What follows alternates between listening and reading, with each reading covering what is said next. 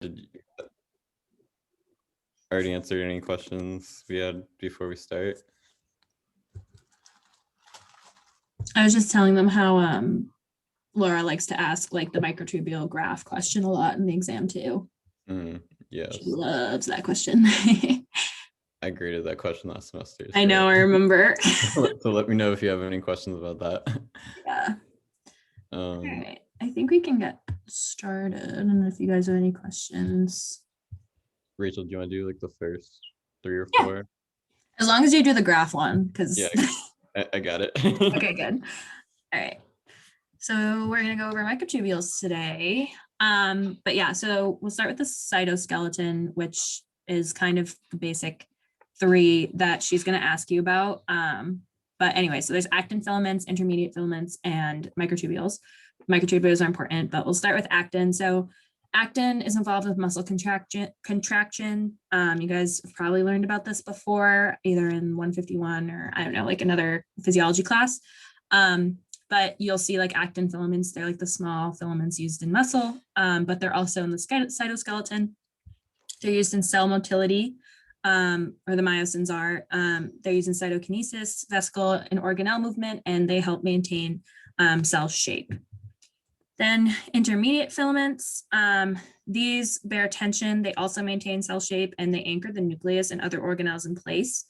I think the best way to like visualize these is to look at I think one of the videos she has shows them, or just look it up online, but most resources will show like the 3 compared. But microtubules are a main focus for today and in this class, because they do the most pretty much in terms of like replication with mitosis, and so the things we have here, they help the cell resist compression, they move vesicles, and the biggest part, like I mentioned, and what we focus on in class, is that they pull replicated chromosomes to opposite ends of a dividing cell. This is super important when we're doing mitosis, because you need the proper amount of chromosomes in each cell, and if the microtubules like dysfunction or they don't work properly, then you could end up with like non-disjunction, where the chromosomes don't separate, and like you'll get more genetic material in one cell than the other. And this can lead to like mutations and diseases and all that stuff. So microtubules are really important for that, in terms of like making sure you get the right amount of genetic material to the dividing cells. And then they also have structural elements, because they are part of the cytoskeleton.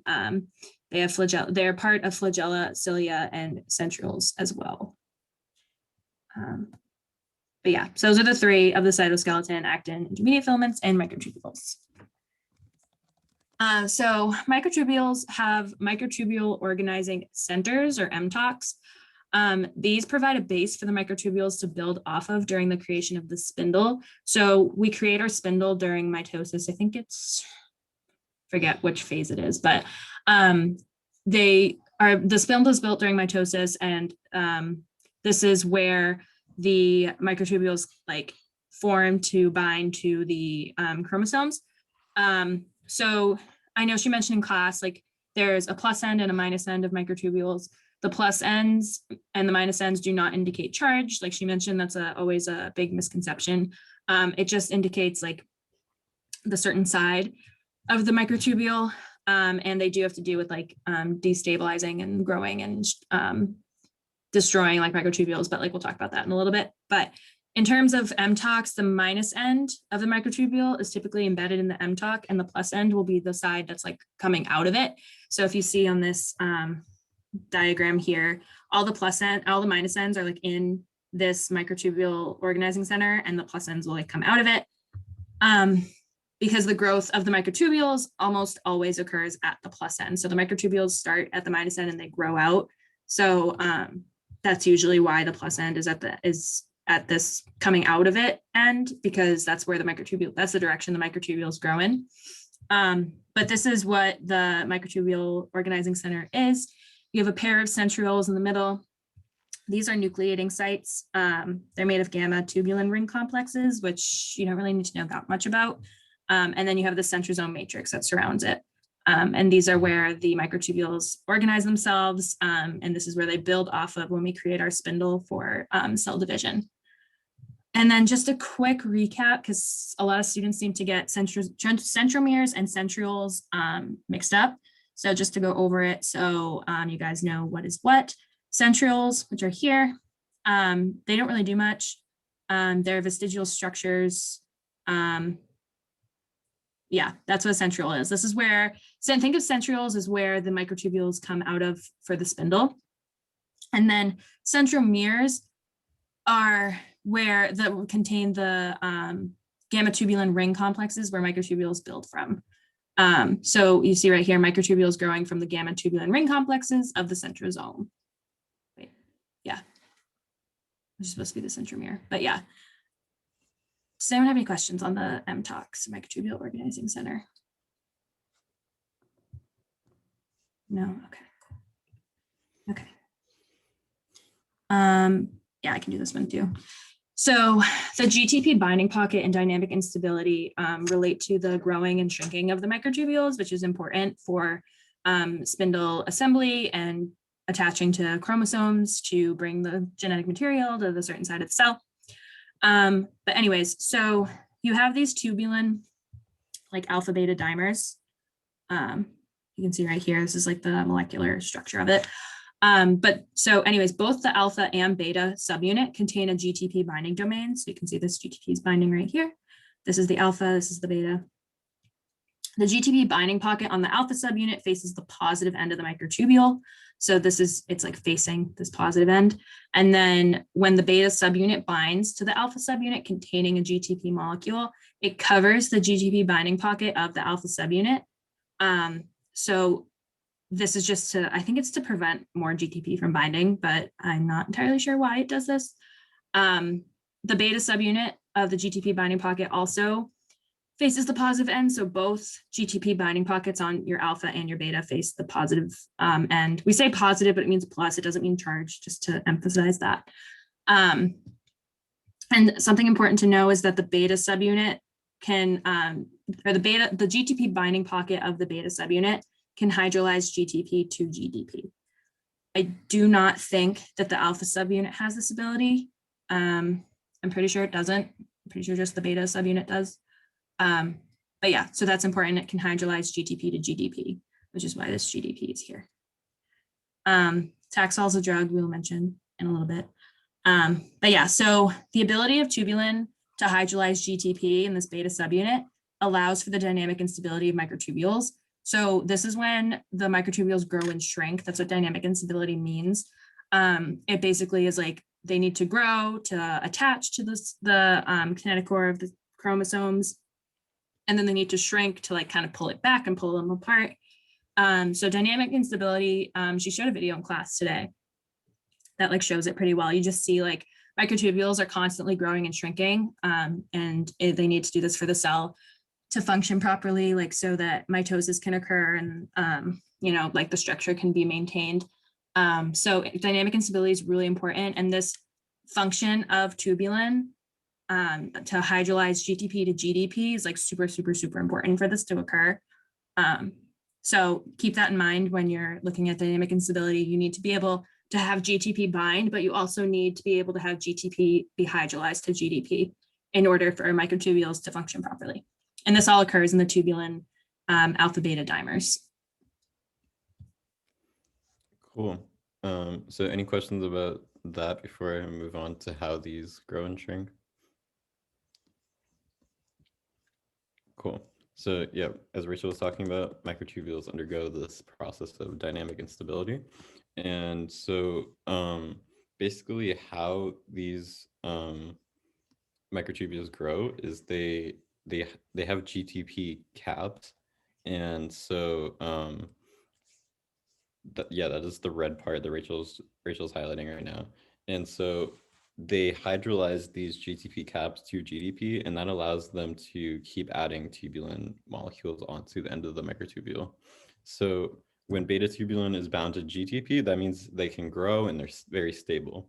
But when it hydrolyzes to GDP, then that means that it will start shrinking and that they become unstable. So when it loses their GTP cap, it becomes unstable and it starts to shrink. So I think this is a really good diagram to show the difference. Laura uses this diagram a lot. So when the tubulin molecule is bound to GTP, the addition proceeds faster, and I'm sorry. the addition. So basically, microtubules are like always growing and shrinking, right?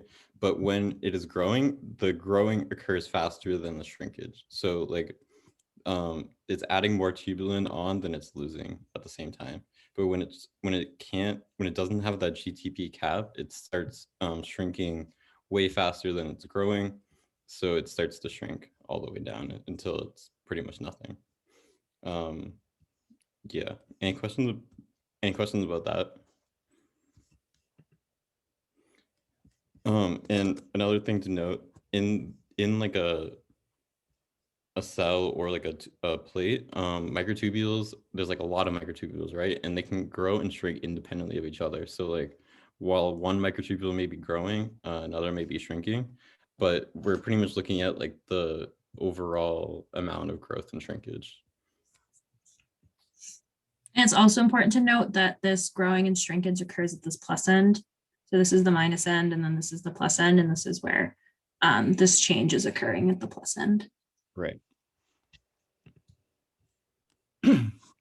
So we talked about two different situations that we could have microtubule. We could have in vivo. If you don't know that term, it just means like in something living. Vivo means life. So in something living in a cell usually.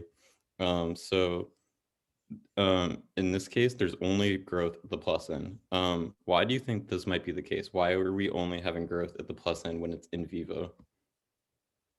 Can anyone answer that either in the chat or out loud? Is it because there is high amount of GTP in this end? Sorry, I'm not sure. Yep, there is a higher amount of GTP at the plus end, but why can it only grow at the plus end when it's in vivo?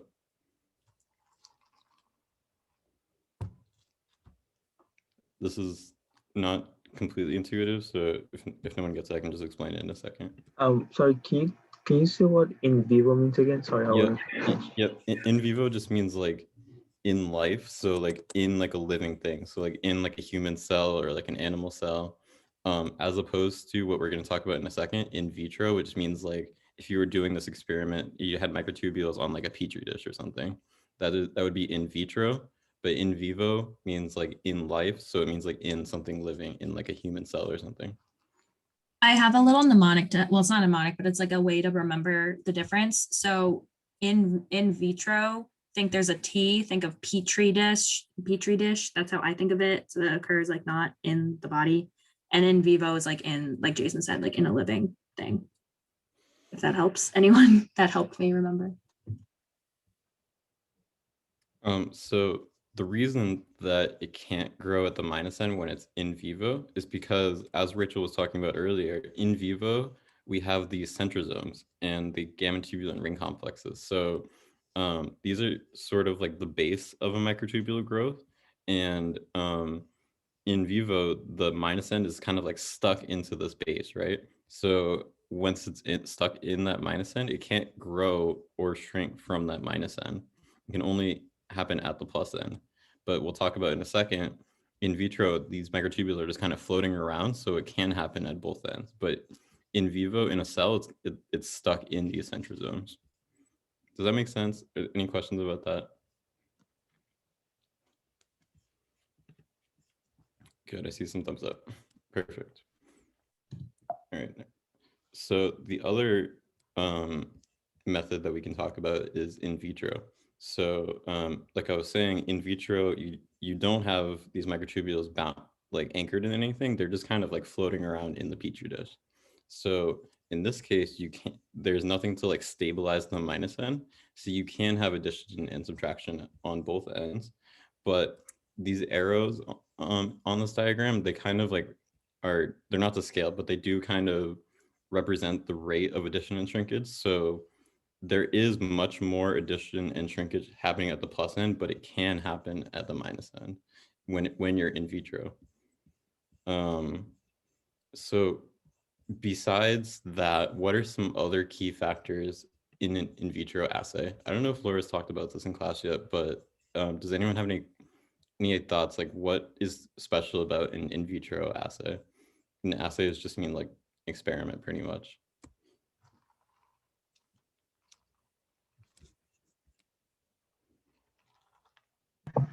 So since there was like growth and like syncretion abundance, could you say that is the minus n connected to the centrosome for this one? No, it's not. That's what's different. That's one of the Yeah, things that's different about this one. yeah, that's the reason I was gonna say. Mhm. Because of the centrosome. Yep, that's one of the key factors about in vitro assays. But because you're not in a living cell, because you're in a petri dish, what else is different about this in vitro assay?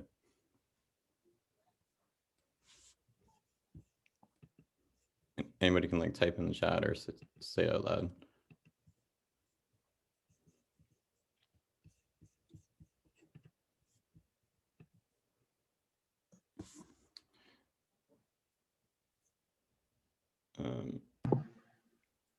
Okay, it may not, it's not like super obvious. So one of the things about the in vitro assay, because you're in a petri dish, because you don't have any like other factors, you only have a limited number of GTP in the system, and you also have a limited number of tubulin in the system.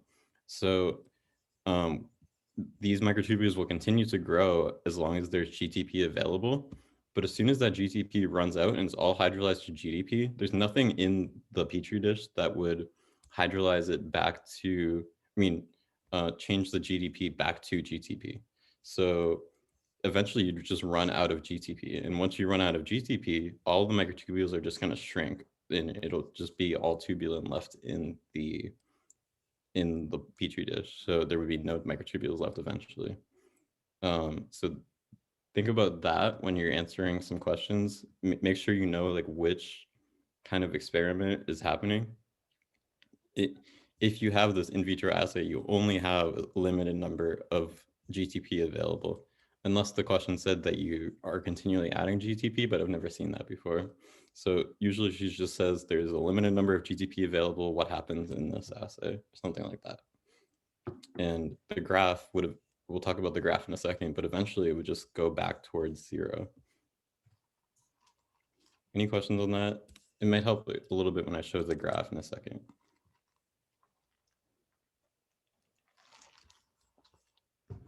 So in this in vitro assay, how we measure the amount of tubulin that is present is with this method called spectrophotometry. You might have done this in your like Bio285 labs or something. And if you got to do those in person, sorry about that. But so spectrophotometry, it basically measures the amount of absorption that happens. So basically it shines some light or something, I think it happens, and then it measures the amount of light that is absorbed by the molecules that are in the measurement apparatus. So like if there's more tubulin present, there will be more light absorbed, and that would be like a higher number on the graph. If there's less tubulin present, then it won't absorb as much light, and you just see like a lower line on the graph. So at the beginning, you only have like tubulin molecules, and so you don't see much absorbance. But as you go through the stages of growing a microtubule, there'll be more absorbance. So there's 3 different stages that microtubule growth goes to. The first stage is down at the bottom. It's with the individual dimers. Thank you, Rachel. It has that's the lag phase. So it takes a while for these microtubules to start forming, especially because in this in vitro assay there is no centromere. So once it takes a little bit of time for these tubulins to start like combining together to form microtubules. So that's why it lags a little bit at first. But once these tubulin dimers start like connecting together, it'll start rapidly growing, and that's in the elongation phase. So in this, like I was saying, you can have addition at both the plus and minus end because this is an in vitro assay, but it will occur much faster at the plus end. And then eventually, once the rates of tubulin addition and depolymerization reach equilibrium, it'll reach a plateau phase. And this plateau phase is really important because this was a big part of the exam last year, this plateau phase. So at the plateau phase, the key thing to remember is as long as there's GTP available, eventually it'll reach this point where the amount of addition equals the amount of subtraction. So it'll just kind of stay the same overall. Eventually, once there's no GTP left, the graph will kind of just slope back down towards 0. But while there is GTP available, the rate of addition will equal the rate of subtraction eventually at this plateau phase. Does that make sense? Any questions about that? That's kind of like the key point here, is this sort of graph in these stages. This is where most of the questions will come from. She'll like manipulate something about the experiment and ask what happens to the graph or like something like that. So it's really important that you understand the different stages. Does anybody have questions about any of this part? I have a question. Yep. So if you increase the amount of like GTP in the cell, does it like take the graph from the bottom all the way to the top? Not necessarily. It might like be higher because like there might be more. Let me think about that. It shouldn't change the graph too much. It would just like be at the plateau phase for longer because there's more GTP available, so it will take longer for the system to use all of it. But I don't think it would go much faster or anything. Okay, thank you. God, one of my posters just fell behind me. I heard that. Any other questions?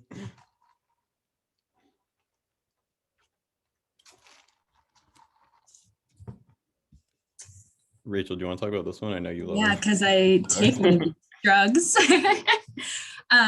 Yeah, so these are drugs that affect microtubules. She also likes to mention these on like practice on like problem sets or quizzes, just because something that really makes you like need to understand a concept is to know what happens if you inhibit it or change that concept. So there's 3 drugs that we mentioned in class: Taxol, colchicine, and vinblastine. I'll start with Taxol. Taxols bind and stabilize microtubules, which means that there's no depolymerization. Taxols use a lot to treat cancer because this kind of prevents cells from dividing because there's no, by stabilizing them. So let me go back.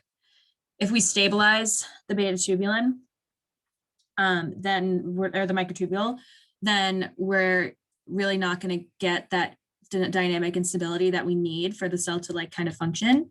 So that's why Taxol is used as a chemotherapy, because it kind of helps. One of the effects of it is that cells can't divide as efficiently. So specifically with cancer cells, they can't divide, and that's one aspect of cancer is you just have cells that are rapidly dividing. Colchicine. We'll talk about this next week when we talk about cell cycle more too. So we'll come back. Don't worry. Yeah, don't worry if this is all foreign to you, but I'll give you just like a little preview to next week. Colchicine is the drug that I take. I have done so much research on it because I'm just so interested in what it's doing to me. But anyways, so it binds to subunits and prevents polymerization. This is kind of the same concept in that it prevents cells from, it kind of freezes the microtubules in place. And it's used to control inflammatory responses. So it's like one of the main issues with some like autoimmune disorders that it's used to treat is that you have these inflammatory cells like cytokines that are being produced more than they should be, which leads to this, too much inflammation. Another thing it used to treat is like gout, because that's another inflammatory disease. And it just basically halts that inflammatory response. and prevents the microtubules. It like freezes the microtubules in place. So it kind of just prevents that reaction from the inflammatory response. You don't need to know like the main mechanisms of like how these drugs work. You just need to know like what they do. And then vinblastine is kind of like Taxol in that it's used as a chemotherapy, but it's like colchicine in that it binds subunits and prevents polymerization. So these are the 3 drugs that she may ask you questions about. You're going to talk about it in class more next week, I believe. So don't worry if this is all makes 0 sense right now. But yeah, so just know like what these do to change the effect, what effect they have on microtubules to change like the outcome. So yeah, Taxol is the one that stabilizes the microtubule. And remember, when microtubules are stable, they grow. And so, but colchicine and vinblastine prevent polymerization, so it doesn't allow the microtubule to grow. So those are 2 are kind of grouped. Taxol is separate. And a lot of the questions she'll use these drugs like in part of a question. She'll be like, what happens to the system when you add Taxol? And you might have to draw a graph for that or something. Yeah. So then you'll have to like revert back to like this graph. So she likes to combine like the 2 concepts to make sure like you understand what they do to microtubules. And that's it. Any questions?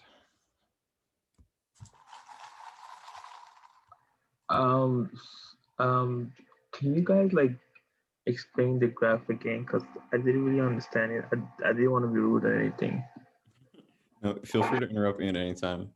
So is there any, do you want me to just explain everything, or is there any particular? Is that okay? Can you explain? Yeah, it's fine. Thank you. So like I was talking about with the experiment, it measures the amount, it basically just measures the amount of microtubules that are, or like the amount of tubulin that's in like the microtubule complex. So like the bigger the microtubule are, and the more of like the big microtubules that there are, the more absorbance there will be. And so that will be higher on the graph. And so there's 3 different stages to this graph. The first stage is the lag phase. So as these tubulin molecules are trying to combine into a microtubule, it takes a little while for them to do that. And the reason that it takes a while for them to do that is because in this in vitro assay, they don't have the centromeres to like bind off of. So it just takes a little while for the microtubule to start forming. So that's the lag phase. It just takes a little bit for the microtubules to start forming. The next stage is the elongation stage. And in this stage, that's when the tubulin is actually growing, or the microtubule is actually growing. So because it's in the in vitro assay, it will grow from both the plus and the minus end. But basically, it's just growing for as long as it can. The final stage is the plateau phase. And it reaches a plateau because the amount of tubulin that is added will eventually even out to the amount of tubulin that is like taken off. So it eventually, the rates of polymerization and depolymerization will even out, and it'll reach a plateau. Does that make sense? Is there any questions about different parts of it that I can answer? No, thank you so much. Makes sense now. Thank you. Okay. Any other questions?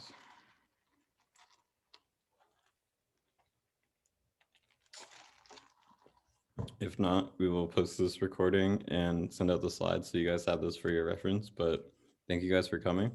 Sorry again, I was a little late, but Thank you. have a good one. Have a good night, guys.